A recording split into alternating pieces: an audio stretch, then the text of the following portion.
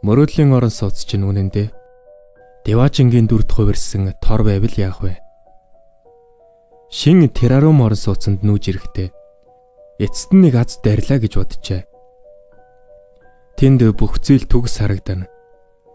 Гялалдсан цэвэрхэн өрөөнүүд, найрсаг хөршүүд, бас түрээс нь итгэмээргүй хямд.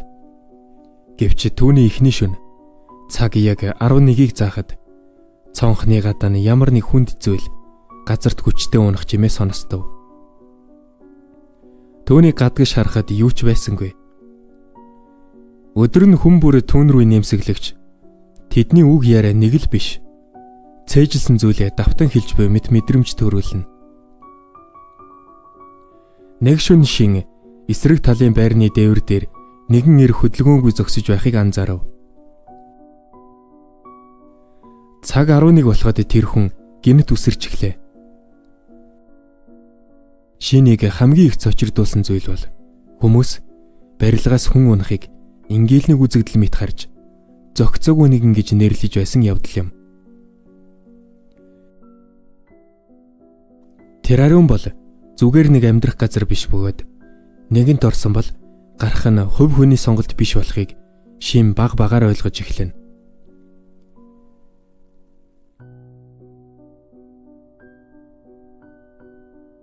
Түүх Шин ачааны машин дээр эд зүйлсээ ачаад шинэ орон сууцны цогцлбор руу нүүж яваагаар эхэлдэг.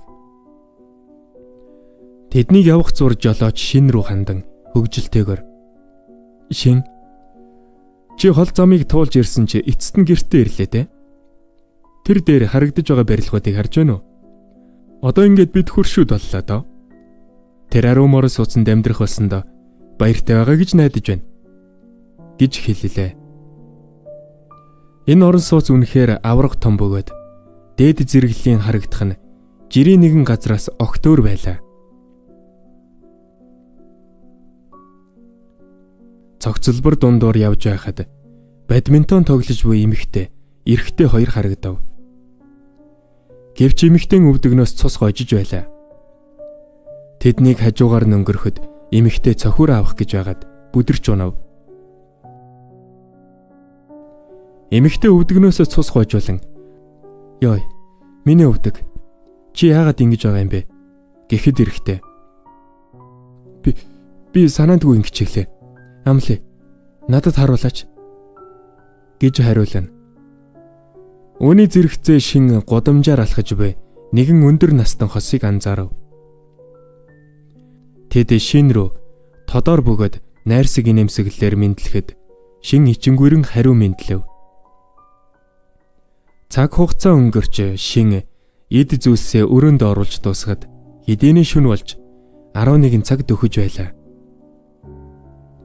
Тэрээр ядарсан байдалтай болонд суунгаа хуучин байрныхын түрээс маш өндөр байсан тул энэ зарыг авсан өөрийгөө үнэхээр азтай тооцож байв. Гэхдээ зар тараах удаас аваад ийм сайхан орон сууцанд ирнэ гэж тэр хизээч төсөөлж байгаагүй юм.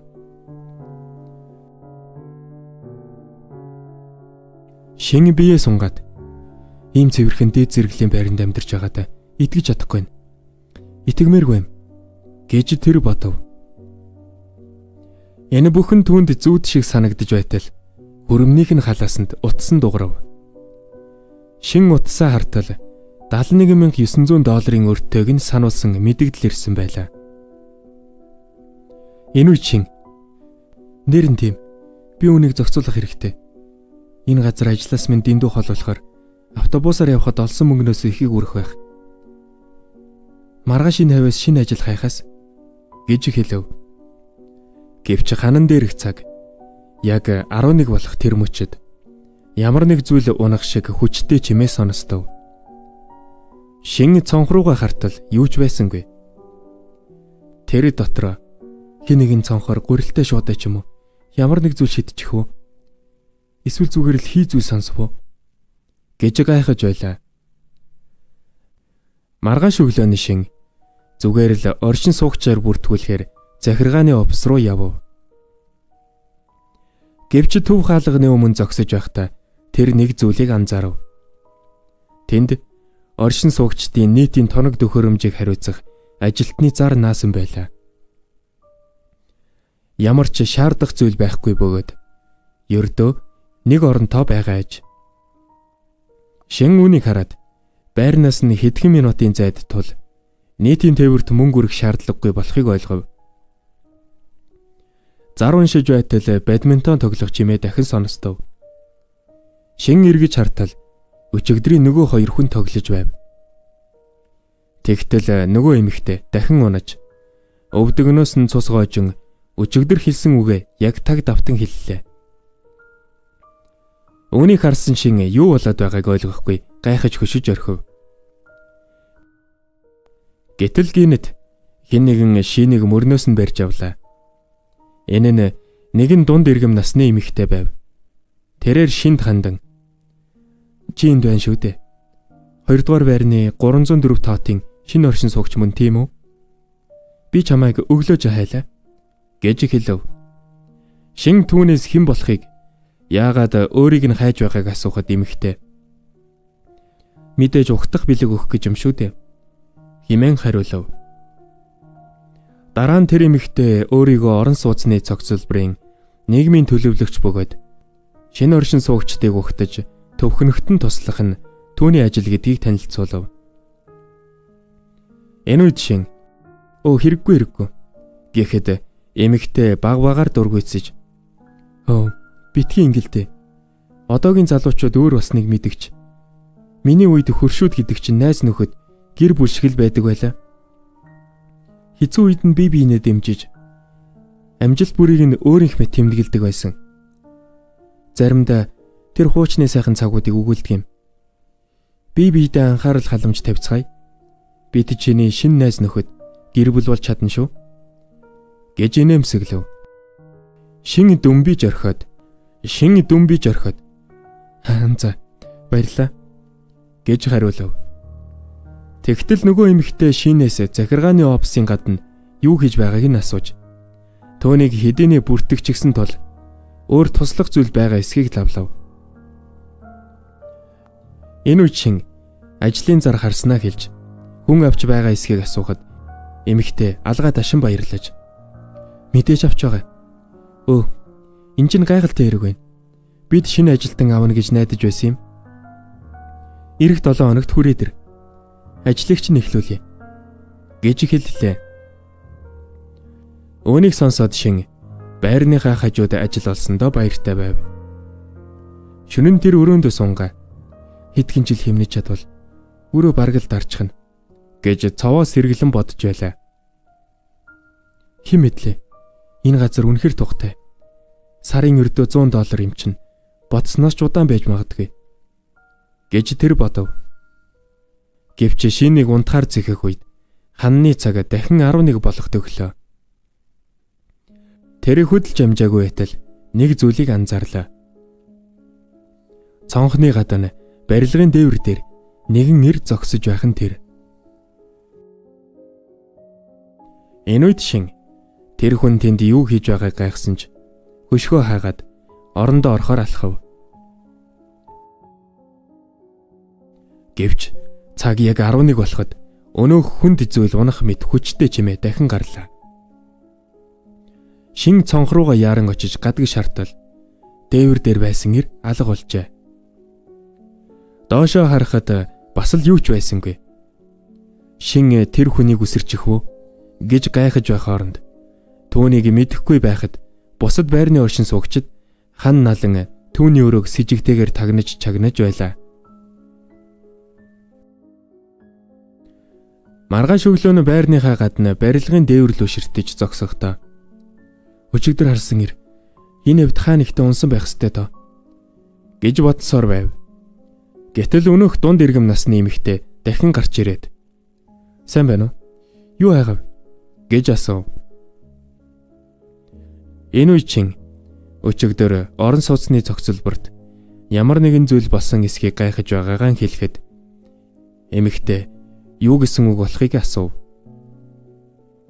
Энэ үед Шин "Би юу хэлэх гээд байна гэхээр хин нэгэн гимтэж бэртсэн үү?" гэхэд эмэгтэй инээмсэглэж "Битгий тэнэгтэлтэй. Мэдээж хинч гимтээгүй. Энд тийм зүйл хаанч болдгүй юм. Бид бүх зүйлийг амар амгалан байлгахыг л хичээдэг гэж хэллээ. Ингээд шин дуртай дургүй зөвшөөрөв. Гэвч түүнийг мэдэхгүй байхад шөнө нөгөө эрийн зогсож байсан барилгын яг орой дээр ижил өнгө, ижил брэндийн олон гутлууд дээвэр дээр энд тэндгүй хөглөрч байлаа. Дараагийн шөнө шин өрөөндөө дахин суухдаа энэ орон сууцны зохицолбор үнэхэр төгс юм гэж бодсоор байв. Эргэлзэх зүйлгүй. Түрээс нь хямд, орчин нь гялалцсан цэвэрхэн, хөршүүд нь ч найрсаг. Гэсэн ч шинд ямар нэгэн зүйл маш буруу байгаа мэт мэдрэмж төрнө. Тэр цонхоо налан энэ бүхэн зүгээр л миний толгой доторх бодлоо. Би зүгээр л шинэ орчинд дасах гэж хичээж байна. Тэр л байх гэж бодож байлаа. Гэвч тэр цаг руу хартал яг 11 болох гэж байв. Цаг 11 болохоос өмнө шинэний дотор нэг л хачин болж хүй дөргөх шиг болоход зөн совин нь түүнд анхааруулж эхлэв.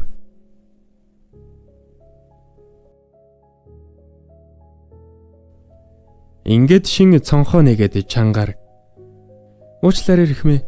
Доошо буугач. Та тэнд юу хийж байгаа юм бэ? Алтэрж унж магадгүй шүү дээ гэж хашгирав. Гэвч нөгөө хоёр шиний анхааруулгыг үл тоон барилгын ирмэг рүү улам ойртлоо. Энэ үед шин дахиад хүлээгээрэй битгий гэж хашгирсан ч тэрээр хэдийнэ ирмэг дээр зогсож байв. Төөний нэг гутал нь байхгүй байлаа. Шин энэ бүхэн зүгээр л нэг хий төсөөлөл биш гэдгийг мэдээд гадагш ярангүйв. Өчигдрийн яг тэр цагт, яг тэр газарт, яг адилхан хүмүүс, яг адилхан зүйл хийж, хинч байхгүй хоосон орон зай руу уулзсандаа баяртай байна гэж хэлж байв. Байшингийн гаднаас шин дээвэр дээр байгаа эрийг хараад "Ирхмээ, гуй. Доошо буу. Битгий хөдлөөрэй" гэж хашгирав. Гэвч тэрээр түүнийг дахин үл тоон барилгын оройгоос үсэрчхэв. Газар унахаас өмнө шин тэр ир хоёрын харц тулгарав. Тэр ирийн нүд аимшигтай томорсон байх бөгөөд шүдээ ууртайгаар зуусан байлаа. Тэгээд тэр хүчтэй чимээ гарган газарт унав. Энэ мөчөд шиний дурсамж өнгөрсөн рүү шилжив. Хүн маш их цочирсан үедээ ухаан санаа нь балартаж биеийг хөшчихдөг гэж хэн нэгний хэлж байсныг тэр санав. Шинийг 8 настай байхад аав нь нас барахад яг ийм зүйл болсон юм. Ээж нь газарт суун уйлж байхад тэрээр юу ч хийж чадахгүй, бүр уйлж чадахгүй хөшиж орхисон байлаа. Насанд хүрсэн хойно ээжигээ ухаангүй байхыг олж харахтаач яг тийм зүйл болсон. Шин цорын ганц гэр бүлээ алдах үе гэхээс айсандаа хөшөө шиг л зогсож байв. Одоо 5 жилийн дараа ч гэсэн тэр мэдрэмж дахин төрж байна. Тэр хөдөлж чадахгүй байв. Юу ч хийж чадсангүй. Урд нь байгаа ир үхчихсэн болов уу гэж бодоход зүрх нь маш хүчтэй хурдан цохилж эхлэв. Гэтэл нөгөө ир гинэт ханиалгаж урагш мөлхөнгөө над дээр ир гэж арай ядан хэлэв. Шин дууга өндөрсгөн ойртлоо. "Ирхмээ, та зүгээр үү?"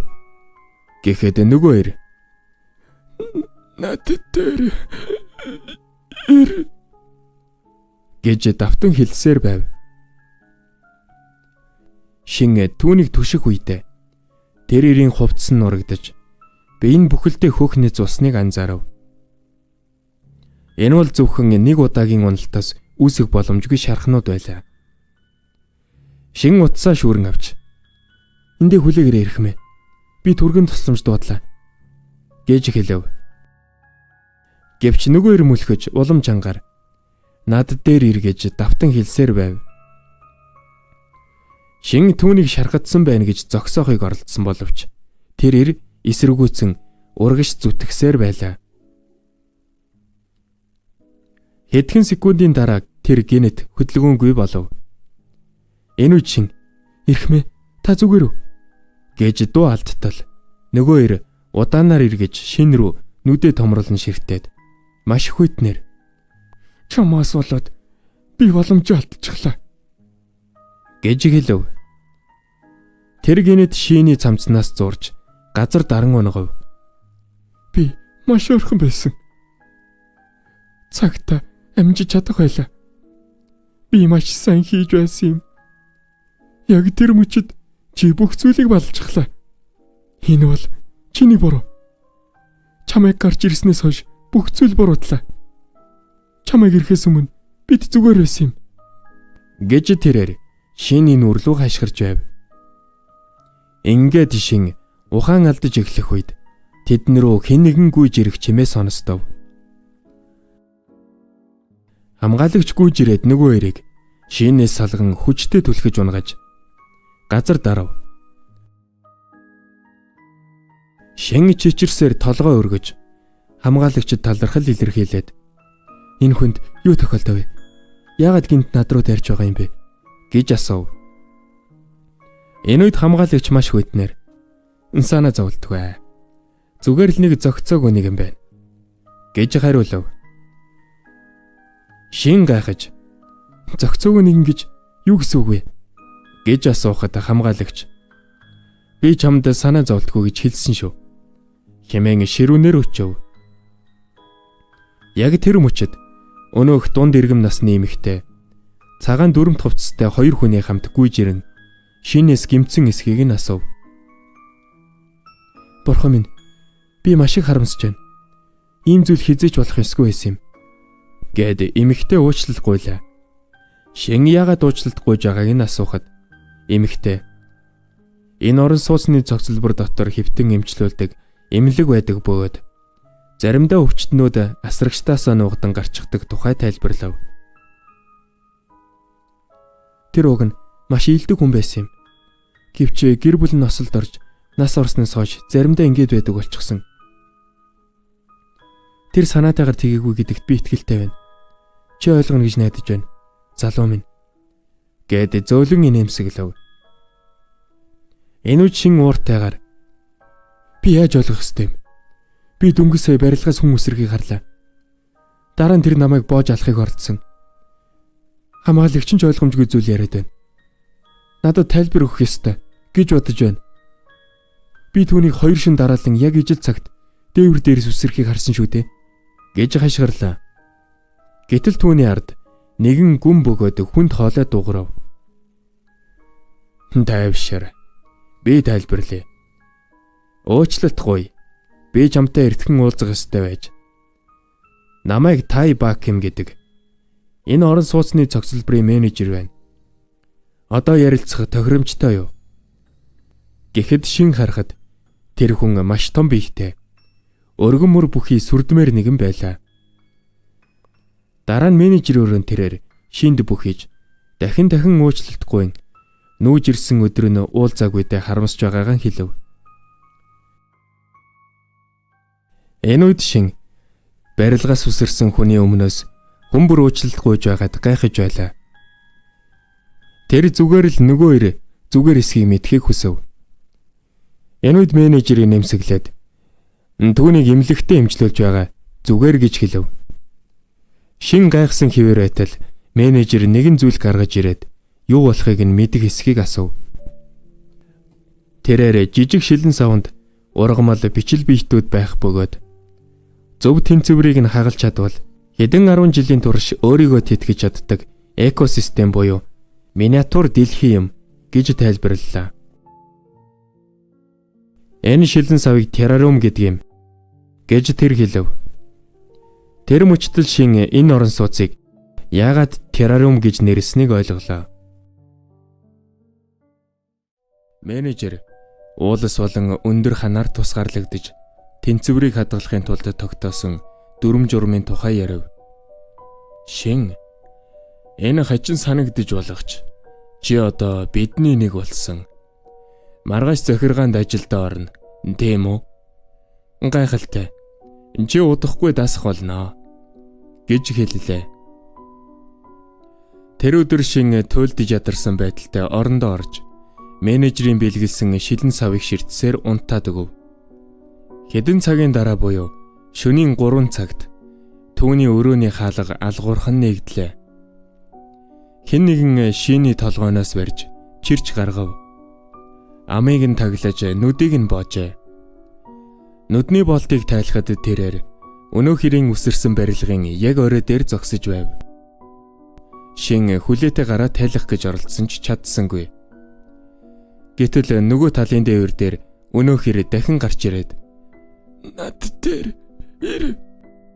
над дээр ир гэж чангаар хашгиран Шин рүү ширтэв. Энүүч Шин чичирч ухрах гэтэл хин нэг мөрөгчлөө. Эргэж харахад түүний ард менежер маш хэрцгийгээр нэмсэглэн зогсож байв.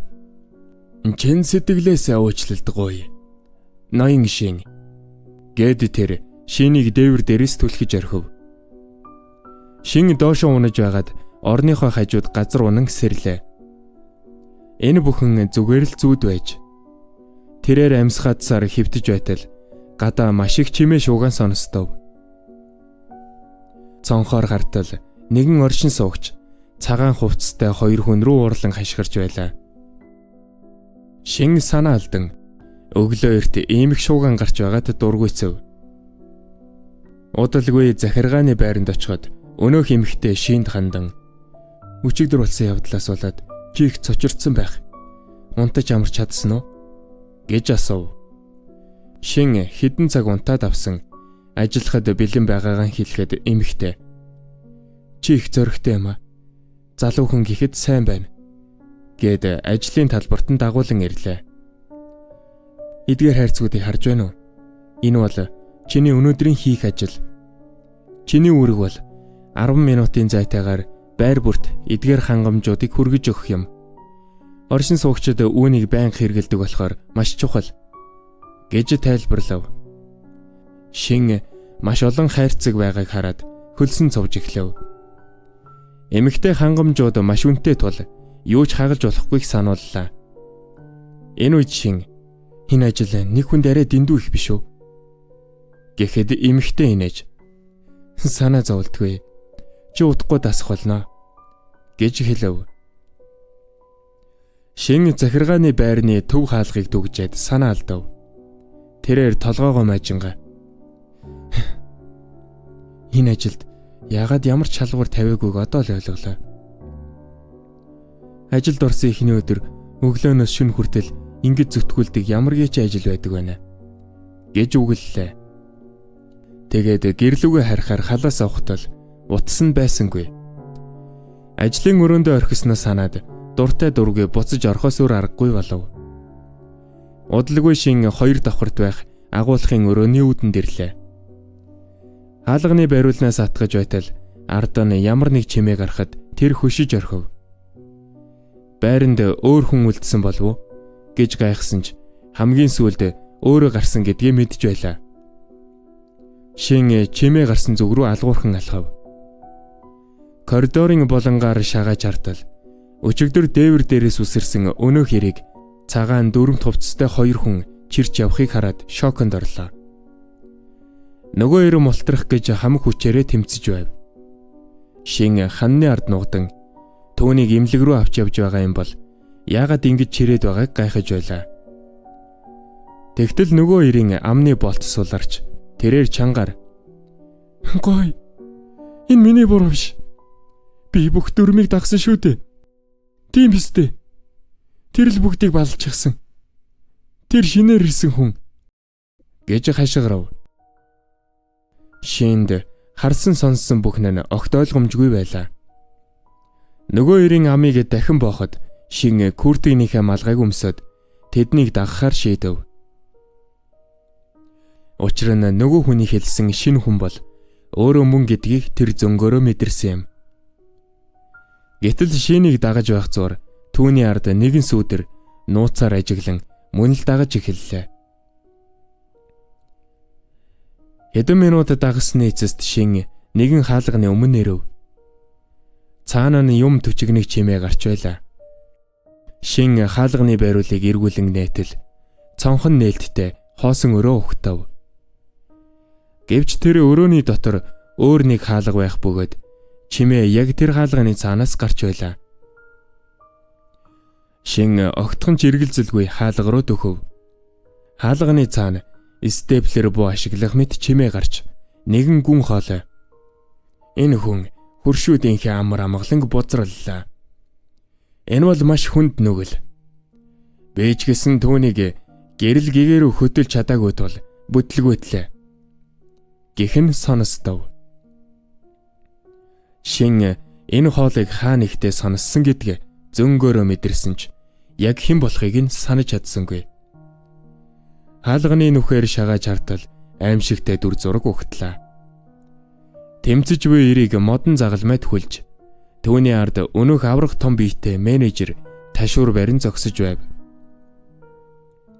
Цагаан нөмрөхтэй хэсэг хүмүүс "Миний ил бороо. Зөвхөн миний бороо" гэж чангаар уйлан хашгирцгаана.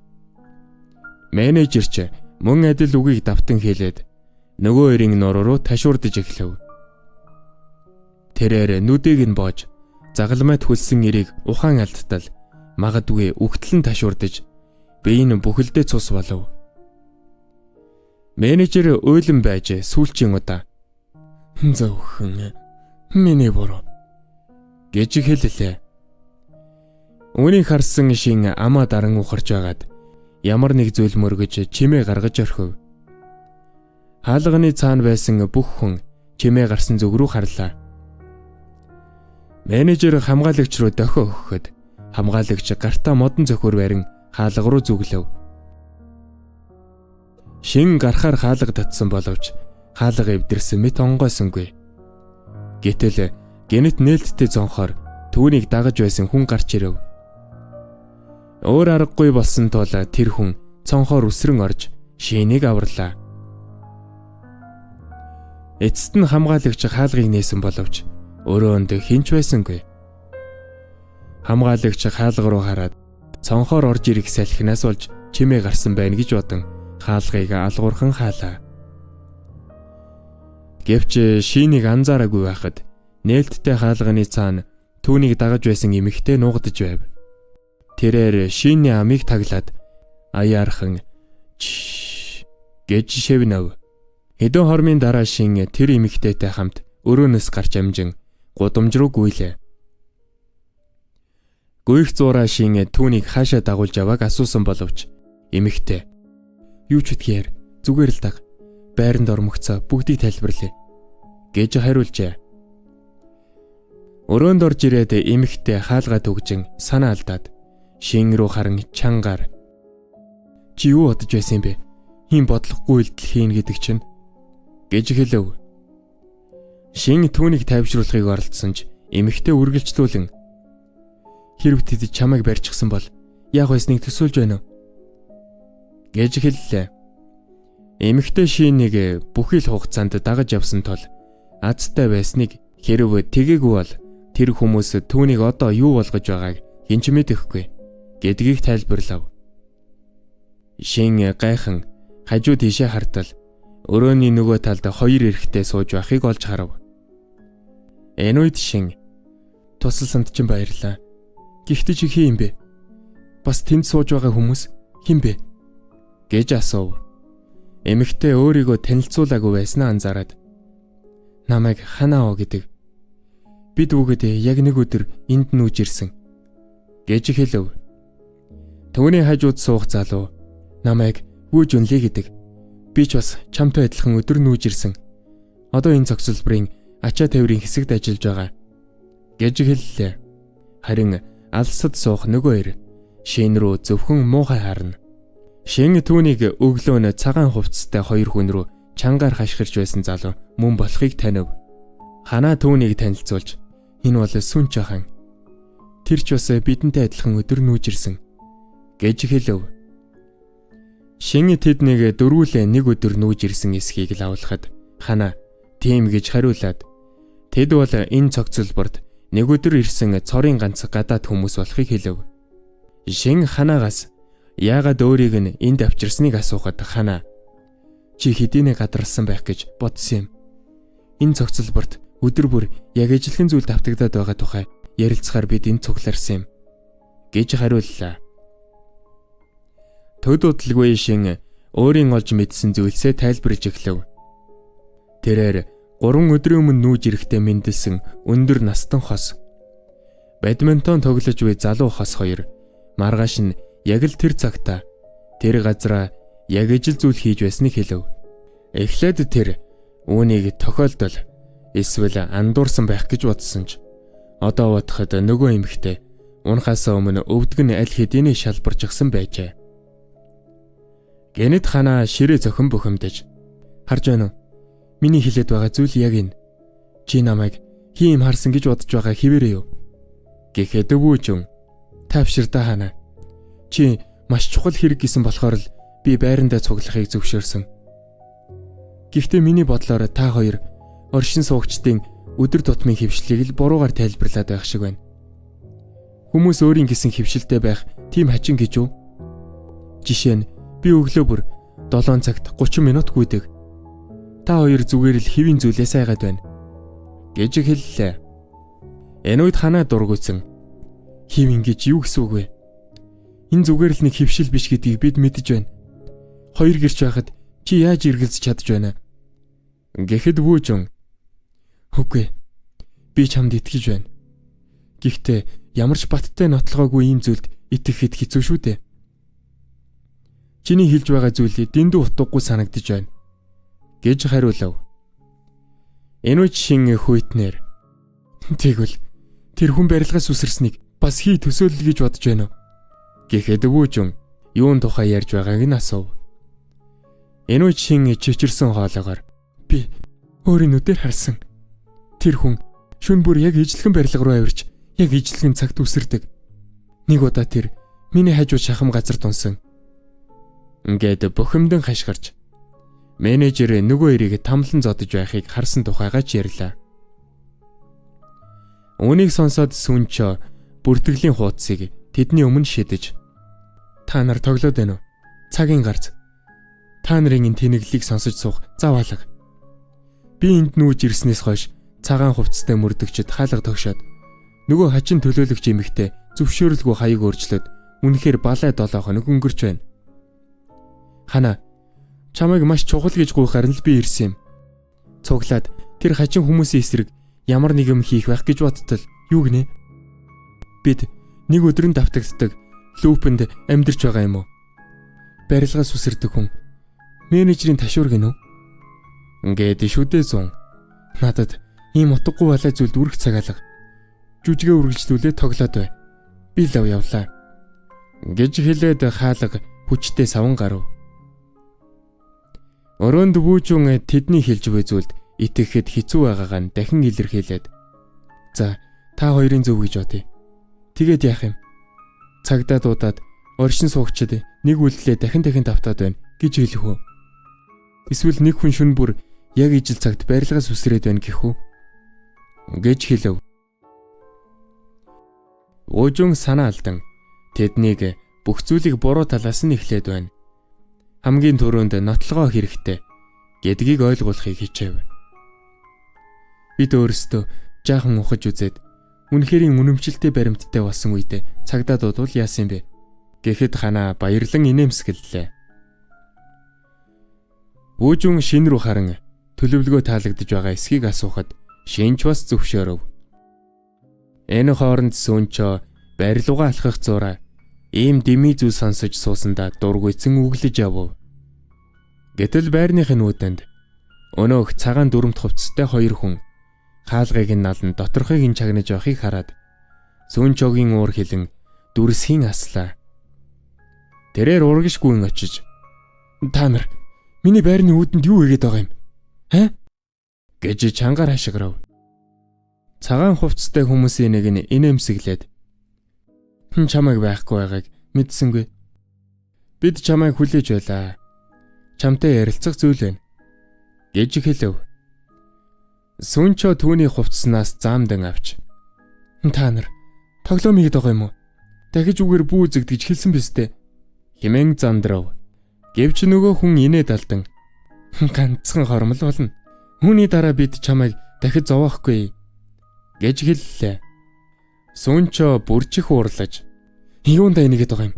Юун тийм инээдтэй вэ? Та нар хинтээ орооцолж байгаагаа мэдэж байна уу? Гэж хашгирлаа. Гэвч түүнийг анзаараагүй байхад хамгаалагч ард нь гарч ирээд модон цохиураа далайж байв. Маргааш өглөөний шин ажиллаа дуусгаад цонхоор гадаа хүмүүсийг ажиглахаар шийдлээ. Өнөөх өндөр настай хос хоосон орон зай руу даллаж залуу хос бадминтон тоглож байв. Шин өнгөрсөн шөнийн төлөвлөгөөгөө саналаа. Тэд оршин суугчдыг ажиглаж ямар нэгэн сэжигтэй зүйл байгаа эсхийг тогтоох ёстой байв. Ханаа төв хаалганы ойролцоо ажиглалт хийж шин захиргааны офис орчмыг хянаж Вүүжүн шинд хэрвээ нөгөө хүн дахиж үсрэхийг харвал заавал видео бичлэг хийгээрэй. Цагдаад мэдгэдэд маш чухал баримт болно гэж сануулжээ. 3 өдрийн турш тэд оршин суугчдын хэвшлийг тэмдэглэж шөнө бүр Вүүжүний байранд цуглан мэдээлэлээ нэгтгэв. Тэдний сэжиг удалгүй бодит байдал болж хувирлаа. Ханаа өөрөөр өдрүүдэд авсан тэмдэглэлийн харуулхад бүх зүйл яг таг ижилхэн байв. Вүүжүн үүнийг хараад түгдэрч энэ байж боломгүй. Энэ бол зүгээр нэг зуршил биш байна. Тэд яг л нэг өдрөөр дахин амьдраад байх шиг. Гэхдээ яагаад би ойлгохгүй байна вэ? Гэж хэллээ. 4 дахь уулзалтын үеэр шин өөрийн ажигласан дүрмүүдэд танилцууллаа. Өнгөрсөн 4 өдөрт ажиглалт хийхдээ би хэдэн зүйлийг анзаарлаа. Нэгт бүх оршин суугчид өглөөний 7-оос шөнийн 23:30 хүртэл яг ижил үйлдэлийг давтдаг. Тэд биднийг байхгүй мэт авиралдаг нь үнэхээр жихүүд сүргэмээр. Намайг ярилцах гэж оролдоход ч хариулаагүй. Хоёрт оршин суугчид хоорондоо зай үлдээж яг л хин нэгэнтэй харилцаж байгаа мэт авиралдаг. 2 ажилчин хайрцаг зөөж байхдаа байхгүй байгаа 3 дахь хүн рүү хайрцаг дамжуулж байхыг би харсан. 3-т энд хүүхэд байхгүй. Зөвхөн хүүхэд шиг авирлаж буй насанд хүрэгчтэл байна. 4-т дүрмд баригддаггүй хүмүүс бий. Цагаан хувцастай хүмүүс. Хар хувцастай хамгаалагчид, төлөвлөгч эмэгтэй, менежер гээд. Эцэст нь энд машин эсвэл зогсоол байхгүй. Бидний нүүж ирэхдээ ашигласан ачааны машинаас өөр унаа харагдсангүй. За, миний ажигласан зүйлс ийм л байна. Та нар юу гэж бодож байна? Гэхэд үүнийг сонсоод Ханаа Вүүжүн хоёр маш их цочирдож айдас давтав. Энэ үед Вүүжүн юу гэсэн үг вэ? Миний сонссон хамгийн аимшигтай зүйл байна. Хий үзэгдэлтэй харилцдаг ажилчид хүүхэжийг авиралдаг томчууд гинүү. Энд юу болоод байна? Энэ газар ямар нэгэн аврах том шашны бүлэглэл юм уу? Бид эндээс явах хэрэгтэй. Дахиад нэг өдөр ч гэсэн байвал тэд биднийг юу ч болгож мэднэ гэж хэллээ. Ханаа сонссон зүйлээсээ болоод айсандаа гинэт дотор нэг үрхэж эхлэв. Тэгээд тэр уучлаарай. Энэ бүхнийг сонссон чинь дотор игүүрэгчлээ гэж хэлв. Вүүжүн Ханаад туслангаа шинд хандан өнөөдөртөө хилцүүлгээ өндөрлүүлж маргааш дахин уулзгаар болов. Маргааш нь захиргааны офис дээр ажиллаж байхдаа шин гүнзгий амьсгаа авч тэднийг дээрлэхэж айлах гээгүй юмсан. Хараа зүйлийг хэлэх байж тээ гэж өөртөө хэлв. Тэрээр бичиг цаасаа янзалж байхдаа ачаа хүргэлтийн унсан бүртгэлийг авч хартал огноо 4-р сарын 15 гэж бичээстэй байхыг анзаарлаа. Утсаа хартал өнөөдөр 3-р сарын 22 байсан тул тэрээр гайхаж хэн нэгэн андуураад биччихэж гэж бодов. Гэвч хуудасны нөгөө талыг эргүүлэн хартал бас л 4-р сарын 15 гэсэн байв. Шин сандран шүүгээр үгүйж очин бүх бүртгэлийн цаасыг гарган шалгалаа. Тэд бүгд 4-р сарын 15 гэсэн огноотой байв. Энэ үчин тэгэхээр хэн цогцлбор тэрнийг өдөртөө гацаад давтагдаад байгаа юм уу гэж амандаа шивнэв. Тэгтэл түүний нүдэнд урагдсан сонины тасархай хүртлөө. Дээр нь 1992 оны 4-р сарын 15 лавг гараг гэж хэвлэгдсэн байв. Гэнэт түүний ард нэгэн ир гарч ирээд чамайг энд байхыг мэдээд байсан юм аа. Муу жижигхэн харах минь гэж хэллээ. Үүнийг сонсоод шиний нуруугаар хүйт оргиж эргэж хартал нөгөө ир түүний үснээс зулгаан авч өөргөө тарьсан хогийг цэвэрлэл гэж хинч чам зааж өгөөгүй юу гэж хэлв. Шин юу болоод байгааг огт ойлгохгүй байлаа. Нөгөө ир үргэлжлүүлэн цус дахиад л энэ хог биш үү? Чиний утгагүй балай зүйлийг сонсохоос залхаж байна.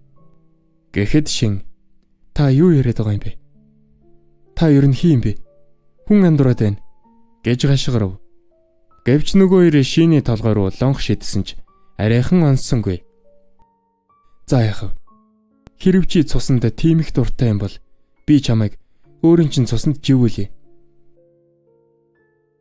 Шин түүнээс ямар асуудал байгааг өөрийг нь танихгүй гэдгийг хэлсэн ч нөгөө ир би чамд хизээш дуртай байгаагүй.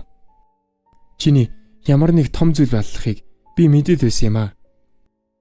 Чиний аз болж би толгойг чинь эргүүлээд өгье гэж хэллээ. Шин түүнийг үг хэлж амжаагүй байтал хамарлуу нь хүчтэй цохиж орхив. Нөгөө ир уурлан шинийг дахин өшөглөж миний хажууд би хижиж яваарэ гэж мингуудаа хэлсэн байхаа. Хэмээн хаш гарч шинийг нүдэж эхлэв. Ингээд шин ухаан алдаж эхлэхдээ яагаад гэж гайхана. Тэр хүн хэн болохоо огт хэлэхгүй байлаа. Тэр мөчөд шин нэг зүйлийг анзаарав. Тэр ирийн бүх яриа нэг талыг барьсан байх бөгөөд тэр шин рүү харахчгүй байлаа. Тэр бүх хугацаанд шиний толгой дээрх ямар нэгэн зүйл рүү ширтэж байсан бөгөөд лонх шидэхтэй ч шинийг онох гэж биш, харин дээр нь байсан зүйлийг онох гэж оролджээ. Тэр хүн шинийг зодох гээгүй, харин өөрийнхөө хөвшил буюу дүрмийг л давтаж байсан юм. Шин дайралтыг нь бултаж хартал нөгөө ир шүүгийг өшөглөн чи бол хүчил төрөгчийн гарц гэж хашгирч байлаа. Хэдэн хормын дараа шин барилгаас гарлаа. Хэдийнэ шөнө болж гадаа бороо асгарч байв. Төвнийг бороонд алхахаар зэхэж байтал ханаа шүгэр барьсаар гарч ирэн инээмсэглээд дөнгөж ажилласаа гарч байгаа юм уу гэж асуув. Энэ хооронд вүүжүүний ажилдаг ачааг хүргэлтийн оффист тэрээр цонхоор ширтэн өчигдөр болсон явдлаас хойш ханаад санаа зовсоор сууна.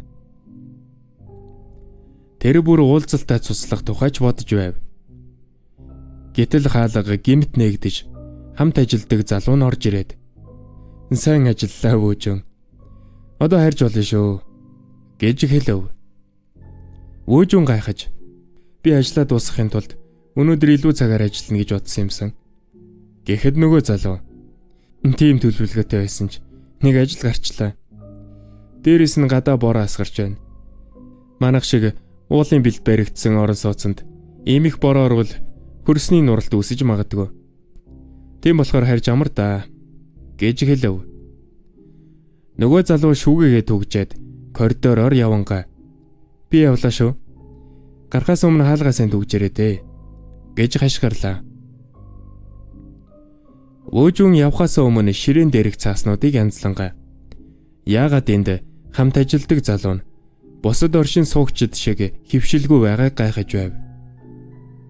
Тэр цагаан хувцастай хүмүүсийн нэг биш хатлаа. Вөөжүнтэй маш ердийн харьцаж байлаа. Вөөжүн шүүгээ рүү хараад ямар нэгэн дүрм орхигдуулсан юм болов уу гэж гайхан дөхөж очтол цоож нь бүрэн түгжигдээгүй байв. Төөнийг нээж үзтэл нуруугаар нь хүйт ориглоо. Шүүгэн дотор менежерийн дагалдагч нарын нөгөө эрийг тамлагтаа өмсөж байсан цагаан нөмөргүүд байж байв. Энэ хооронд ханаа шинийг байрандаа урлаа. Тэрээр байр нь эмх замбраагүй байгааг хэлж уучлалтгүйсэн ч шин санаа зовох зүйлгүй гэж хэлв. Ханаа шинийг төр хүлээж байхыг хүсээд өөрөөр үгээ алхав. Энэ үед шин Хана өөрийг нь яаж үрснийг мөн нэг зүйл үзүүлэх гээд байна гэж хэлснийг нь санаад газар нь улайв. Эмэгтэй хүний байранд орж ирж байгаа анхны тохиолдол нь байсан тул Хана юу үзүүлэх гэж байгаа бол гэхээс догдолж байлаа. Шин эргэн тойрноо хартал нэгэн хаалга нээлттэй байхыг анзаарав. Тэрээр доторхыг шагааж хартал нэгэн хачин төхөөрөмж ногооноор туяаран гэрэлтэж байлаа. Тэрхүү ногооноор гэрэлтэж төхөөрөмжийг хараад Шин ихэд гайхаж ямар нэгэн юр бусын зүйл байна гэж бодов. Гэтэл Хана гинэт сандран гүйж ирэв. Үгүй гоё, тийшээ битгий хараарай гэж хэлв. Тэрээр хаалгыг хүчтэй хааж төгчгöd Шин дахин уучлалтгүййлаа. Эдэн хормын дараа Хана энэ бол гэрийн имлэгийн хэрэгсэл болохыг тайлбарлав. Тэрээр багаасаа амьсгалын замын өвчин, хүнд хэлбэрийн багтраа, уушигны хадгалгаатай тэмцэж байсан бөгөөд заримдаа амь насанд аюултай хямрал болдог байжээ. Энэ төхөөрөмж дэргэд байх нь эмнэлэг рүү явхаас хамаагүй найдвартай байдаг гэн. Тэрээр санаа алдан энэ жаах ичмэр юм. Үүнийг нууц хэвэр үлдээхийг хүсэж байсан юм. Гэхэд Шин үүнд ичиг зүйл байхгүй хэлв. Энэ үед Хана чи миний бактерианы хямралыг харж байгаагүй болохоор ингэж хэлж байгаа юм гэж хэлв. Өрөөнд хэсэг зур нам гүн болсны эцэст Шин түгдэрсээр нөгөө чи надад нэг зүйл үзүүлнэ гэсэн шүү дээ. Тийм үү? Гэхэд Хана нэгэн цаас гаргаж ирэв. Тийм ээ, санаасанд баярлалаа. Сүн жоохон өглөө уурлаад байсан нөгөө бичиг оримтыг санаж байна уу? Хаяг нь буруу байна гэд байсан шүү дээ. Би тэр хаягийг жаахан ухаж үзтэл юу болсныг хардаа гэд Мокдан орон сууцны зураг төслийг үзүүлв. Тэрхүү зураг төсөл террариум орон сууцтай яг ижилхэн байлаа. Шин шоконд орж ширтгэхэд Хана үргэлжлүүлэн энэ газартай яг ижилхэн орон сууцны зогсолбор өнгөрсөн хугацааны аль нэг мөчөд байсан байх гэж би бодож байна гэж хэлв. Энэ үе Шин генет ачааны бүртгэлийг санаж 1992 оны 4-р сарын 15 гэж шивнээд халаасаа ухаж эхлэв. Би өнөөдөр захиргааны офсоос үнийг олсон юм. Бүх хүртгэл дээр зөвхөн ганцхан өгнөө байсан. 1992 оны 4-р сарын 15. Магадгүй энэ өгнөө чиний яриад байгаа цаг хугацаатай холбоотой байх. Гэхэд Хана утсаа шүүрэн авч интернетээс хайж эхлэв. Тэдний олсон зүйл хоёулангийнх нь нүдийг орой дээр нь гаргалаа. 1992 оны 4-р сарын 15-ны өдөр Мокдан орон сууцнд олон удаагийн бэлгийн хүчирхийлэл аллагын хэрэг гарч олон нийтийг цочроожээ. Хэрэгтэн нь бараг 2 м 30 см өндөр, асар том биетэй эр байв. Төвний ер бусын бие бэлдэр олонний анхаарлыг ихэд татаж байжээ. Шин Хана хоёр бие рүүгээ харав. Энэ бол гарцаагүй орон сууцны менежер мөн гэдгийг тэд шууд ойлголоо. Энэ хооронд өөр нэг газар цагаан нөмөрөгтэй хэсэг хүмүүс цуглан хэн нэгнийг хайж байв. Өөжөөний хамт ажилдаг залуу чангаар гомдлож би яагаад тэр хамгаалагчдын тарцаагийг цэвэрлэх ёстой юм бэ? Хэрв чоохо ажлаа анхнаасаа зөв хийсэн бол ийм асуудал гарахгүй байсан гэж хэлж байлаа. Тэднээс холгүй Вүүжүн тэдний яриаг утсан дээрээ бичиж авав. Тэр хэнийг хайж байгааг бас энэ чоохо гэж хэн болохыг гайхаж байлаа. Вүүжүн ямар ч байсан хэрэг болж магадгүйгээд шүүгэнээс нэгэн цагаан нөмрөг авч амжив. Бичлэг хийснийхээ дараа тэрээр шууд явхаар төлөвлөж байсан ч ардаа нэгэн ир гарч ирэв. Хөөе, энэ цагаар энд юу хийж байгаа юм?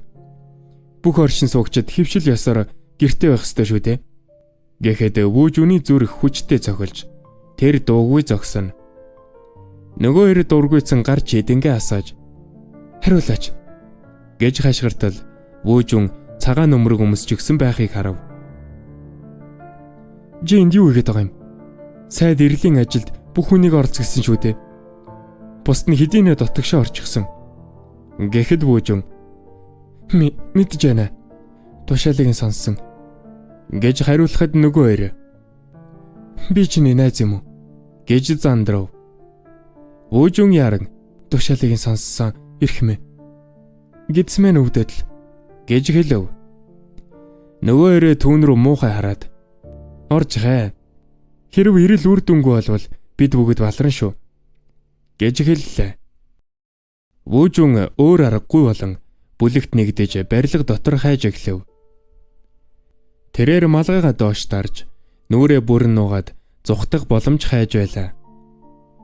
Гэтэл нэгэн хүн Вүүжүний хамт ажилдаг залуу буюу одоо сайд гэж дуудагдах болсон хүнд юу ч олсонгүй гэж илтгэв. Сайд хүмүүсээ хуваагдаж хайхыг тушаалаа. Вүүжүн үүнийг ашиглан чимээгүйхэн өөр өрөөрөө шургаж оров. Тэрээр хаалгаа түгжээд газарт хэвтэнгээ арай гэж мултарлаа. Үнэхээр үхэн гэж айлаа шүү гэж шивнэв. Гэтэл түүний хамар дээр ямар нэгэн зүйл тусгаад Вүүжүн дээшээ хараад айсандаа хөшиж орхив. Түүний дээр Сүнчо хааны цогцсыг хөлнөөс нь дүүжилсэн байх бөгөөд цус тусалж байлаа. Вүүжүн хашгирахгүй тулд амаа таглав.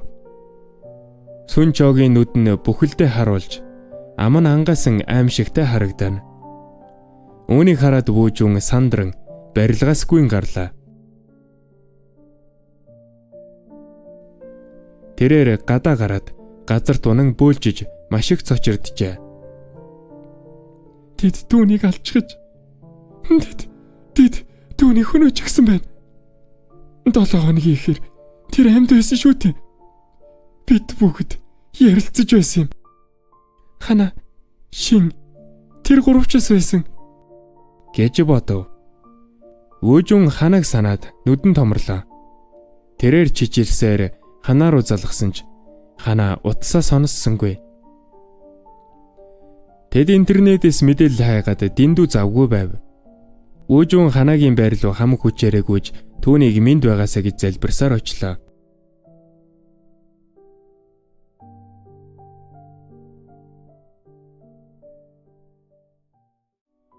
Тэрээр хаалгыг нь галзуу мэт балбаж "Хана чи дотор байна уу? Хаалга нэгэж хариулаач." Энэ үед ханаа гайхсаар хаалга нээхэд Вүүжүн арай гэж амьсгаа авав. Энэ үед ханаа юу болоод байгааг Вүүжүний байранд уулзах ёстой байсныг хэлээд "Чи миний хаягийг яаж мэдсэн юм? Би чамд хэлээгүй шүү дээ." Гэхэд Вүүжүн мөрнөөс нь барьж аваад Тэр одоо чухал биш. Сонс. Бид эндээс явах хэрэгтэй гэж хэлв. Төвнийг үгээ дуусгаагүй байтал шин ханагийн ардаас гарч ирлээ. Энэ үед Вүүжүн гайхаж "Та хоёр яагаад цуг байгаа юм?" гэж асуусан ч тайлбарлах цаг байсангүй. Тэр хоёрыг чирсээр "Яах вэ? Тайлбарлах цаг алга. Зүгээр л намайг даг" гэж хэллээ. Энэ үед шин юу болоод байгааг гайхан асууж тайвшруулахыг оролдсон ч Вүүжүн тэднийг ачааны машинд суулгаж "Бүсээ өсөл. Бид эндээс явж байна" гэж хашгирав. Шин дахин хариулт нэхэхэд Вүүжүн эцэст нь Би харсан. Сүнчо өгчгсэн байна. Таацнаас дүүжилжсэн байхыг би харсан. Би энэ тэр чигээр чиний зүв байж. Энэ хүмүүс үнэхээр ямар нэг аимшигтай зүйл байна. Гэхэд ханаа амаа таглав. Тэд үнэхээр хүн алсан гэж юу? Байж боломгүй юм. Тэд алчихсан. Би харсан. Ингэж Вүүжүн хашгирлаа. Вүүжүн машина жолоодож байтал шин гинэт "Замаа хараарай" гэж орилов. Зам дээр хоёр хамгаалагч тэднийг зогсоогоор хааж зогсжээ. Вүүжүн шүдээ зун хааза тултал гიშгэв. Хамгаалагчид арай гэж хажуу тийш үсэрч амжлаа. Тэдний хурдтай явж байтал шин нэг зүйлийг анзаарав. Ойролцоох модон дээр нэгэн хүн хутга барин гитэж байх нь тэр. Тэгтэл дээрээс илс шороо нуран орж ирлээ. Ингээд хөрсний нуралт эхлэв. Хөрсний нуралт болсноос хойш хэдэн цагийн дараа шин зочин сэрэв. Тэрээр толгоогоо алгуурхан өргөж эмнэлгийн өрөөнд байгаагаа мэдлээ. Юу болсныг санах гэж оролдох бүрд толгой нь хүчтэй өвдөнө. Төвний санаж байгаа зүйл бол ердөө л өчигдөр шөнө төв хаалгаар гарч дахиад дараа нь маш хүчтэй чимээ гарсан явдал байв. Төвнийг бодлоо цэгцэлж амжаагүй байтал эмч орж ирэв. Сэрсэн чи сайн хэрэг. Би чинь яаж вэ? Гэхэд шин толгой эргэж байна. Гэхдээ зүгээрээ би яаж энд ирсэн юм бэ? Гэж асуухад эмч тайлбарлахдаа өчигдөр шөнийн адар борооноос олж хөрсний нуралд үсэж та нарын машин урссан байна. Жамд гарсан машиг азтай байна да. Орон сууцны төв хаалга болон гаднах нь нурангад харагдаж бүр хаагдсан. Одоо хинч орж гарч чадахгүй гэж хэллээ. Энэ үед шийний нүд томорч хөрсний нуралт гинэ. Тоглоод байна уу? Гэхэд эмч уулархаг газар ийм зүйл тохиолдох нь илбгэ. Харамсалтай чиний бүх хувийн эд зүйлс сүрсэн. Ингэж хэлээд шийний утсыг тавир дээр тавьж өгөв. Шин утсаа хартал түүнийг зориуд бяцалж өвдсөн байлаа. Чи хагас өдөр гараа ухаангүй байлаа. Азар бэртэл чинь хөнгөн байна. Гэхдээ машин хөмөрсөн болохоор дараа нь хүндрэл гарч магадгүй шүү. Тиймээс энд нэг сар хэвтэж нөхөн сэргийг хэмжлэгээ хийлгэх хэрэгтэй те. Гэж эмч хэлв. Энэ үед шин сандран нэг сараа машин өөр хүн байсан уу? Гэж асууж амжаагүй байтал өрөөний гаднаас нэгэн чанга ууртай хоолой сонстов. Надад битгий хүр. Муухай чамдта. Зайлцгаа. Та нарын юу хийж байгааг би мэдж байна. Та нар бол алуурчид. Энэ үед цагаан хувцастай хүн тайвнаар нэрхэмэ. Тайвшир та. Шархаа сэдрэх нэ шүү дээ. Гэсэн ч бүүж ууртайгаар таслан хашгирав. Дог бол надад хамаагүй. Хана шин хоёр хаана? Та нар тэдэнд ямар нэг юм хийсэн үү? Хэрв тэдний гинтээсэн байвал би түүнийг үгээ дуусгаагүй байтал шин нэрийг нь дуудлаа. Бүүжүүн түүн рүү гүйж ирэн мөрнөөс нь барьж аваад чи зүгээрөө тэд чамайг гимтэж оролдсон уу? Гэхэд шин төгдөрсээр би зүгээрээ түр хазан даа бүүжүүн. Гэсэн чи бүүжүүн тайвширсангүй. Тэдний нэг ч үгэнд битгий идэг. Эдгээр хажаамтд биднийг тусламж дуудуулахгүй тулд утсыг мань зориуд эвдчихсэн байна. Гэхэд шин түүнд ойртож шивнэв.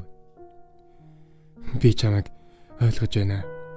Гэхдээ тайвшрах хэрэгтэй. Хэрэг биднийг ямар нэг зүйл мэдсэнийг тэд анзаарчихвал юу ч хийж мэдэн шүү дээ. Энэ үед цагаан хувцастай бүүжүүний мөрнөөс барьж өрөөрөөгэн буцаа. Гэхэд бүүжүүн маш хурдан хөдөлж тэр хүний гарыг мушгин газарт дарж унгав. Тэрээр шүдээ зун. Надад битгий хүргэж хэлсэн шүү. Гэж хэллээ. Яг тэр мөчөд орон сууцны менежер гарч ирэв. Түүний хоолой өрөөг чичрүүлэх мэд чанга бөгөөд сүрттэй сонсогдно. Энд юу болоод байна? Та хоёрыг ухаан орсон гэж сонсоод яран ирлээ. Ингэтэл энэ юу шууган бэ? Халуурчад гэж юу гэсэн үг вэ? Гэхэд бүүжүүн ууртай гарч ичирч худал ярьсан чинь надад үйлчлэхгүй. Би үннийг мэднэ. Та нар сүнж байханд юу хийснийг би харсан. Та нар түүнийг соёлын төвийн тааснаас дүүжилчихсэн байсан. Гэхэд менежер тайвнаар манай орон сууцны орчин суугчид тийм зүйл хизээч хийхгүй гэж хэлв. Энэ үед тэр тийм үү? Та нар хүнээс малтарна гэж бодож байна уу? Цагдаа нар ирэх мөчөд та нар бүгд баригдах болно доо. Гэхэд менежер яв нэг тайван хിവэр. За яах вэ? Чи өөрийн нүдээр харж болно шүү дээ. Би чамтай хамт явъя гэж хэллээ. Төдөөдөлгүй тэд соёлын төвд бүүжүүний сүнчоогийн цогцыг харсан нөгөө агуулгад ирлээ. Энэ үед менежер за энэ газар мөн үү Ингэж асуухад Вүүжүн сандран эргэн тойрноо харав. Тэр би түүнийг яг энэ агуулгад харсан. Дүүжлээстэй байхыг харсан шүү дээ. Гэхэд менежер хананд хурж ямар гаж юм бэ? Чиний харж байгаачлан энд юу ч алга гэж хэлв. Өрөөнд нам гүн болов. Вүүжүн чичирсэн гараараа тааз руу зааж би юу харснаа мэдж байна. Түүний цогцос доош хараад дүүжлээтэй байсан. Ингээд шин рүү харан шин чи надад итгэж байна уу? Тийм үү? Бидний ухаангүй хооронд зогцыг зөөч гэж хэллээ. Менежер тэднэрүү дөхөж ирээд маш хүндэс үртэй хоолоогоор хэрв та хоёртой хамт нэг өдөр нүүж ирсэн ноён Сүнжо хааны тухай ярьж байгаа бол энэ 3 өдрийн өмнө яаралтай нөх хэрэгтэй болсон шүү дээ. Харин чиний хайж байгаа нөгөө эмэгтэй коридорын эсрэг талын эмэгтэйчүүдийн тасагт нөхөн сэргээ хэмжилгээ хэдийнэ ихэлсэн. Дөнөөс гадна бүх оршин суугчид нурангад багтсан тул бид яаралтай холбооны сүлжээгээр дамжуулахаас гадна аврах баг дуудсан байгаа гэж хэлв. Түүний харц тэднийг нэвт шувт ширтэж айдас төрүүлэн. Одоо үннийг ойлгож байна уу? Ноён Вүүжүн. Тэрариум орон сууцны оршин суугчид та нарыг ирснээс хойш хүнээс ажиллаар хангаж ирсэн. Гэтэл та нар машин хулгайлж, уймэн самун дэгдэж, эмнэлгийн ажилтнууд руу халдлаа. Одоо бүгдээрээ энд гацчгаад байхад биднийг алуурчин гэж гүтгэх гээд байна уу? Энэ үед менежерийн хоолой баг зэрэг зөөлрч нүүж ирсэн өдөр чинь би энэ орон сууцнд өөр ингэсэн дүрэн бий гэж хэлсэн. Энэ удаагийн явдлыг би сайн санааны үднэс өнгөрөөе. Харин дараагийн удаа дөрмийн дагуу хариу арга хэмжээ авах болно шүү. Та хоёр хийсэн үйлдэлийгээ талаар сайн бодоорой. Одоо өрөөндөө очиж амар. Ингэж хэлээд гараад явв. Шин Вүүжүн хоёр айсандаа хөшиж юуж хэлж чадалгүй хоцров. Дараа нь шин эхлэл эмнэлгийн өрөөнд тэд чимээгүй сон. Шин намгүн байдлыг эвдэж Вүүжүнийг дуутахад Вүүжүн төрүүлж ам нэв. Зүгээр дээ. Юу ч хэлэх хэрэггүй. Та нарыг хиймзүүлэх утгасандаа харамсаж байна. Тэд биднийг энд санаатайгаар хорьсон. Жаахан бороо орлоо гэд хөрсний нуралд үснэ гэж юу ахав те. Тэд биднээс юу хүсэж байгааг би мэдэхгүй байна гэж шивнэв. Шин түүнийг зөөлнөр тасалж Вүүжүн би чамайг ойлгож байна. Чиний хэлсэн бүхэнд итгэж байна. Гэхдээ одоохондоо бид тайван байж тэдний юу хийхийг ажиглах хэрэгтэй. Бидэнд одоогоор ямар ч баттай төлөвлөгөө алга шүү дээ. Ингэхэд Вүүжүн толгой гудайлхан. Тийм ээ, чиний зөв. Уучлаарай. Би дэндүү их хөрчлөө. Надаас болоод чиг эмтэж болох байлаа. Яг тэр мөчөд сувлагч өрөөнд орж ирэв. Хөө, ноён шин. Энд байсан байх нэ? Би таныг хаасайг байлаа. Тэрээр инээмсэглээд тоглоом шоглоомоор. Хөө. Би та хоёрын нууц уулзалтанд саад болчих уу та? Гэж хэлв. Шин тайлбарлах гэж оролдсон ч сувлагч аяархан инээж. Би зүгээр л тоглосон юм аа. Ингээд тэдэнд нэгэн хуучирч муудсан хэрэг дагуулсан хувцас дээр нь тавьсан нэг ширхэг имийн хамт өглөө. Мэ та хоёрт нэгийг та бүхэн өнөөдрөөс нөхөн сэргээ хэмжилгээгээ эхлэнэ. Эмч олон менежер та хоёрт хэдийнэ мэдгдсэн байхаа. Бүрэн эдрэхэд 1 сар шаардлагатай. Манай эмнэлгийн баг та хоёрыг нөхөн сэргээ хэмжилгээ амжилттай болсны баталсны дараа бид та нарыг гэрт чинь харихад туслах болно гэж хэллээ. Шин Вүүжүн хоёр сонсож байхдаа нэгэн жихүүдэс төрөм зүйлийг анзаарав. Тэдний эмчилгээг хянах үүрэг хүлээсэн эмнэлгийн багийн 2 гишүүн Сүнжо хааныг өгөхөөс өмнө гитэж байсан өнөөх хүмүүс байлаа. Дараа нь эмнэлгийн гадаа эмнэлгийн ажилтнууд Шин Вүүжүн хоёрт эмчилгээний явцын талаар товч танилцуулга хийв. Тэд эмчилгээний хугацаанд тус бүрт нь эдгэрэлтийн нэр өгөх болно гэж тайлбарлав. Шинд Минжинма, Вүүжүнд Жууху Чой гэдэг нэр онов. Тэрхүү халдсан эр 50-аар шин нэрээр амьдрахад та нарт ойлгомжгүй байж олгоч. Энэ эмчилгээнд бүрэн уусаж хүр нөлөөг дээшлүүлэхэд туслаа. Тийм ээ. Үүнийг үл тоомсорлж болохгүй шүү. Эмчилгээ нь өөрөө маш шингий. Та нарын даалгавар бол өгөгдсөн хугацаанд заасан үйлдэлүүдийг яг таг гүйцэтгэх явдал юм шүү. Гэж хэлв. Шин үг хэлэх гэж оролдон. Сонсооч. Бидний бие зүгээр байна. Бидэнд ийм зүйл хэрэггүй гэж бодож байна. Гэтэл халзан ир үгийг таслав. Одоо энд байгаа хоёр оршин суугч та хоёрын нөхөн сэргээлтэд туслах болно. Шин Вүүжүн хоёр эргэж гараад айдас давтлаа. Тэнд хэд хоногийн өмнө шиний мэдээлсэн өнөөх хоёр ажилтан зогсож байв. Эхний ажилчнаа хоосон хайрцаг барьсан мэт бэйн жижирж түүнийгээ байхгүй хүн рүү дамжуулан "Хөөе, хүн туслаач дээ гуй. Ганцхан секунд тоцорсон бол би үнийг унгааж бүх зүйл хагарах байлаа штэ." Гэхэд нөгөө ажилтнаа "Тими яриага зогсоо. Наашаа өдөр." Ингээд хоосон агаараас хайрцаг авч байгаа мэт жүжиглэн "Нуруугаа хичээгээрэй. Хүнд шүү. Заавал үнийг аятайхан газар тавьчих." гэж хэлв. Шин Вүүжүн хоёр чичирж эхлэв.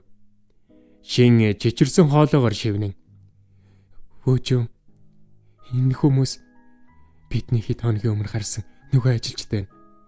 Энэ үед гинэт хэн нэгэн шиний мөрөн дээр цохов. "Ямар нэг асуудал байна уу, ноён Шин?" гэх хоолой нь маш хүйтэн сонстоо. "Нөхөн сэргээ хэмчилгээг эхлэх үү?" Гэхэд Шин хариулсангүй. Тэрээр зөвхөн тэдний тушаалыг дагаж ажиллаж эхлэв.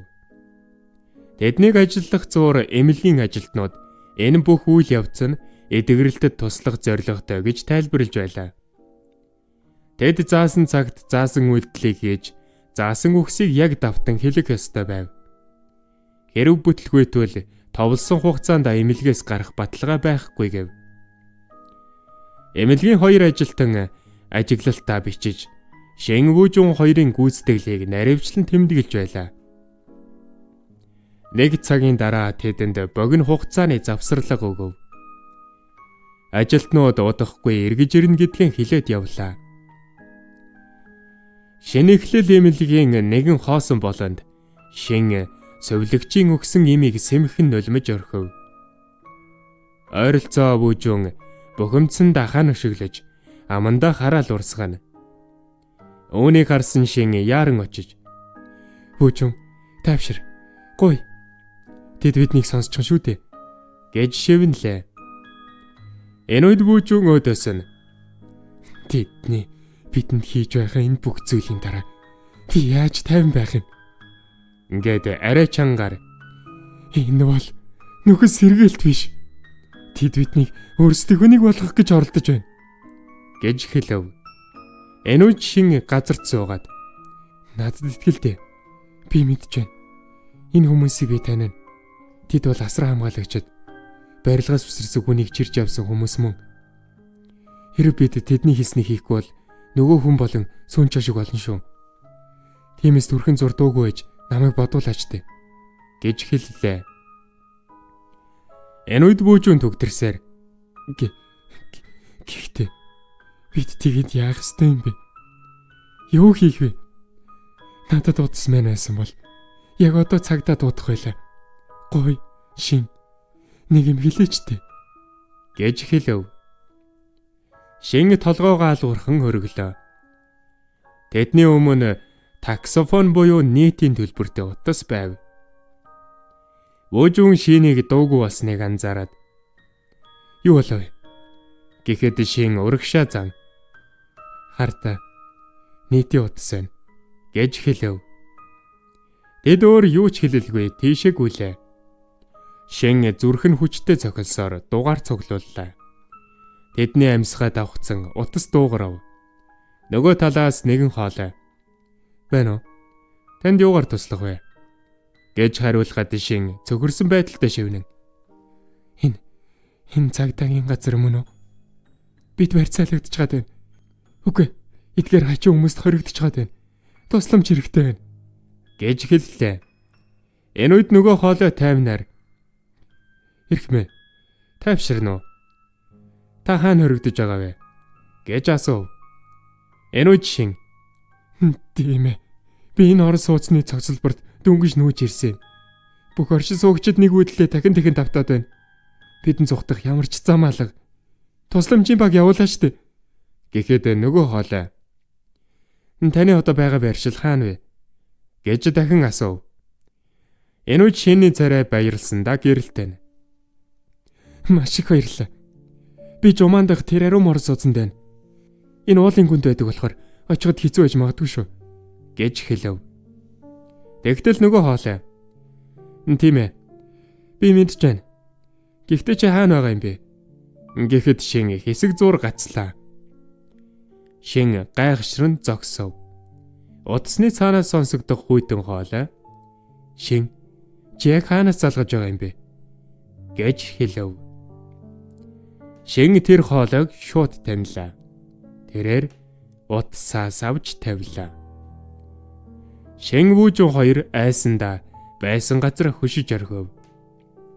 Хэдэн минутын дараа Шинийг цөхрөнгөө баран дуугүй сууж байтал Вүүжүн гинт "Хэлв, Шин, надад нэг санаа байна. Биднийг эндээс гаргаж чадах арга олчихлоо." гэж хэлв. Шин цочин "Нэрээ завсарлага дуусах гэж байна. Бидэн цагаалаг. Хэрв тэр хүмүүс биднийг даалгавраа дутуу хийсэн гэж үзвэл сүн чоо шиг алж мэднэ шүү дээ." гэхэд Вүүжүн цөхөрсөн байдалтай "Надад итэг. За юу. Би эрсдлийг мэдж байна. Гэхдээ энэ бүтэх болно. Би итгэлтэй байна. Ганцхан удаа л надад итгэчих. Би нэг зүйл олж харсан юм." гэж хэллээ. Шин түүн рүү хэсэг ширтэснээ зөвшөөрөв. Хэдхэн секундын дараа Шин Вүүжүн хоёр ой модон дундуур мөчөрт зуруулсаар зүхтах гарцхайн гүйж байлаа. Гүйх зураа Шин үнэхээр итгэлтэй байгаа эсхийг нь асуухад Вүүжүн 100% итгэлтэй байна. Энэ цогцлборт дахиад 2 хаалга бий. Би ачаа хүргэлтийн хэсэгт ажиллаж байхдаа тэднийг зөндөө харсан. Бас хэдэн оршин суугчид тэр хаалга руу чиглээд явж байгааг би ажигласан юм. Энэ бол тэр хаалгануудыг ашигладаг гэсэн баттай нотлогоо гэж хэлв. Шенгэнэт урагшаа зааж "Чиний яриад байгаа тэр зүйл мөн үү?" гэхэд Вүүжүний царай баярлсандаа гэрэлтээд "Тийм ээ, яг мөн" гэж хэллээ. Тэд цаг алдалгүй хаалга руу хамаг хурдаараагүй. Энэхүү аимшигт зүүднээсээ сэрж чадна гэдэгтээ тэд бүрэн итгэж байлаа. Вүүжүн итгэл найдвараар дүүрэн инээмсэглэж байв. Гэвч ойртох тусам тэдний алхаа удаашрана. Вүүжүн харсан зүйлдээ итгэж чадахгүй нүдэн томорч тэд зогсов.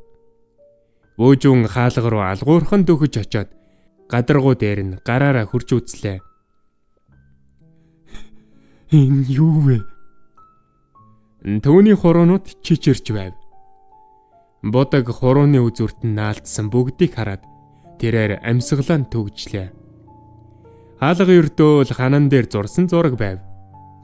Вүүжүн нударгаа зангитан "Энэ хүмүүс үнэхээр галзуурчгаж. Тэд яаж энэ зүйл хийж чаддаг байна?" гэж хэлв. Энэ үед Шин "Вүүжүн, гой. Одоо имлэг рүүгээ буцах хэрэгтэй" гэж гуйсан ч Вүүжүн гинэт эргээд дахиад лгүй. "Тэнд өөр хаалга байх ёстой." Шин түүнийг зогсоох гэж араас нь хөөлөө. Вүүжүн дараагийн хаалга нь бодит байгаасаа гэж дотроо залбирсааргүй. Гэвч тэнд очих үед түүний сүүлчийн найдвар тасарлаа. Вүүжүн дахин нэг зурмал хаалганы өмнө хан налан сөхөрч гараараа ханыг балбаж эхлэв. Тэгснэ тэр гинэт зогсож нэгэн зүйлийг анзаарлаа. Ойролцоо нэгэн эмэгтэй өдөр тутмын дасгал сургуультай давтан гүйж байв. Төвний нүд нь ямар ч амьд шинжгүй хоосон харагдана. Тэр эмэгтэй зурмал хаалга руу шууд чиглэн гүйсээр хан мөрөгсөн ч зогссонгүй. Хуурамч хаалга руу харан байгаа газраа гүйсээр байв. Вөөжүүн цөхөрсөн хоолоогоор "Хөөе. Намайг сонсож гин үү? Энэ газраас яаж гарахыг мэдхүү?" гэж хэллээ. Нөгөө эмэгтэй хариулаагүй бөгөөд хамраараа ханыг дахин мөргсөөр гүйсээр байв. Вөөжүүн тэсэлгүй мөрнөөс нь барьж аваад "Чи энд олон жил амьдэрсэн шүү дээ. Чи мэдэх ёстой гоё нэг юм хэлээчтэй" гэж хэлэв. Шин түүнийг татаж "Вөөжүүн, чи хариултаа хэдийнэ авчихсан шүү дээ" гэхэд Вөөжүүн гарцгаан байгааг хэлж өгөөч гэж эмэгтэйгээс гуйсаар л байлаа. Гэнэт тэдний ард нэгэн хоолой сонстов. "Тэндээ зогс. Та хоёр энд юу хийж яваа юм? Одоо эмнэлэгт нөхөн сэргээ хэмжилгээ хийлгэж явах ёстой юм биш үү?" гэхэд Шин сандран "Тийм ээ. Бид яг тийх гэж байсан юм. Бидэнд богинохон завсарлаг өгсөн боловч буцах замаа яаж байгаад л төрчихлөө. Санамсаргүй энд хатагтайтай таарлцсан юм аа" гэж хэлэв. Хамгаалагч дуугүй зогсоно. Шин Вөөжүүн хоёр алгуурхан холдож эхлээд "Үнэхээр уучлаарай. Бид ийм зүйл болох гээгүй юм шүү. Одоо эмнэлэг рүүгээ буцацгаая" гэж хэлэв. Тэгтэл хамгаалагч шинд ойртож хүйтнэр шивнэн. "Төөрс ингээд байгаа үсттэй. Тэгээд буцах замаа яаж мэдж байгаа юм?" ингээд нүдэ нарисхан. "Үнэн дээр би чамайг гарах зам хайж байна гэж гашгарахыг чинь сонссон шүү. Эмчилгээгээ дуусгалгүй зогтох гэж оролдсон юм биш вэ?" гэж хэллээ. Энүүч Шин хэлэх үггүй болон гацаж "Үгүй. Мэдээч үгүй. Бид энэ хатагтайгаас эмнэлэг рүү буцах замыг л асуух гэж байсан юм" гэж хэлэв. Хамгаалагч шүтээ зун "Бидний оршин сууцын дүрмийг зөрчинэ гинэ" гэж хэлэв. Шин өөр шалтак хайж байтал нүдэн томорлоо. Хамгаалагчийн ард хана эсрэг зүг рүү гүйжэв. Төвний нүд нь яг л нөгөө эмэгтэй шиг хоосон амьгүй харагдана. Вөөжүүнч бас түүнийг олж харлаа. Энэ үед "Хана" гэхэд тэр хариулсангүй гүйсээр л байв. Вөөжүүн түүний нэрийг дуудан дахин хашгирч хоолойн зангирч байлаа. Хамгаалагч Вөөжүүн рүү урлан хашгирсан боловч Вөөжүүн түүнийг үл тоомсорлон ханаг дуудсаар байв. Гэнэт хамгаалагч Вөөжүүнийг хүзүүдэн авч газарт хүчтэй саван унаглаа. "Чам шиг хүмүүс дандаа байдаг юм. Зөвхөн зодоолж ажил ухаардаг хүмүүстэй. Одоо сонсмоор байна уу?" гэхэд Вөөжүүн архиран босож хамгаалагчийн гарыг барьж аваад түүнийг газарт хүчтэй савлаа.